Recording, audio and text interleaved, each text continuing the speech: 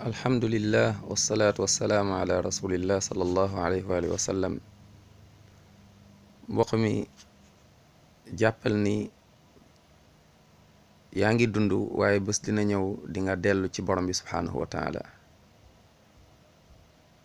kon maa ngi lay dénk bul fàtte bàmmeel ak lëndëmu bàmmeel. bàmmeel lëndëm na te xat na. bàmmeel tuuti na te dinga fa wéet.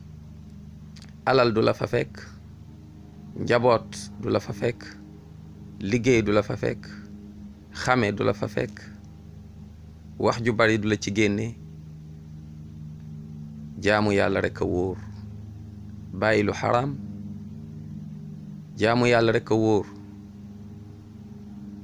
sori bokkaale ak bidaa, topp alxuraan ak sunna yonent bi sallallahu alayhi wa sallam. dee dëgg la te laa shakka ni ñun ñëpp dinañ dee, dinañ wuy ji suñu borom. kon tuubal nga dellu ci yàlla, bàyyil li xaraam li ngay def.